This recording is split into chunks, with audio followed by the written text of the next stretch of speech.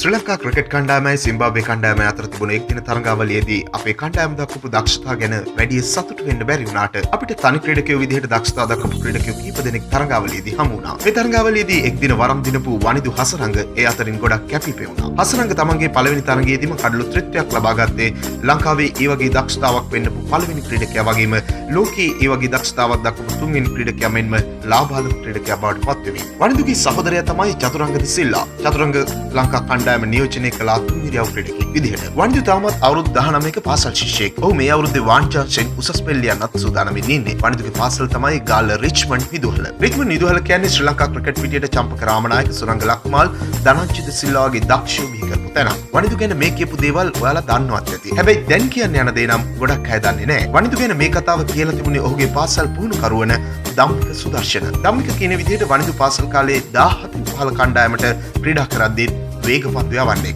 පුහුණුකරු ධම්මික තමයි ඔහු දඟපන්දු යවන්නේ කරලා තියෙන්නේ. ධම්මික කියන විදිහට වනිදුගේ ශරීරයේ සහ ඉරියව්වල හැටියට ඔහුට සුදුසු දඟපන්දු යවන්නේ කළු. ඒ උපදෙස් මත තමයි වනිදු පාදක පන්දු යවන්නේ බවට පරිවර්තනය වෙලා තියෙන්නේ. මේ අපි කතා කරපු පුහුණුකරුවම තමයි ධනංජය සිල්වාගේ පුහුණුකරුවත්. ඒ වගේම තව ඔහුගේ ගෝලයෝ දෙන්නෙක් වන චරිත අසලංක කමිදු මෙන්ඩිසුත් ශ්‍රී ලංකා කණ්ඩායමට එන දොර ළඟටම ඇවිල්ලා ඉන්නේ. වනිදුගේ පාසල් පුහුණුකරු ධම්මික සුදර්ශන කියන විදිහට වනිදු පන්දු යවන්නෙක් විතරක් නෙවෙයි දක්ෂ ප්‍රතිකරුවෙක්. මැද පෙළ ප්‍රතිකරුවෙක් විදිහට හොඳට පන්දුව ස්ථානගත කරලා වගේම දැවැන්ත පහරවල් ගහලා ලකුණු ගන්න වනිදු දක්ෂයි කියලා තමයි ඔහු කියන්නේ. ක්‍රිකට් ගැන මේ වගේ වීඩියෝ නරඹන්න අපේ YouTube channel එකට subscribe කරන්න. යලිත් අලුත් වීඩියෝකින් හමු වෙනතුරු ඔබට සුබ දවසක්.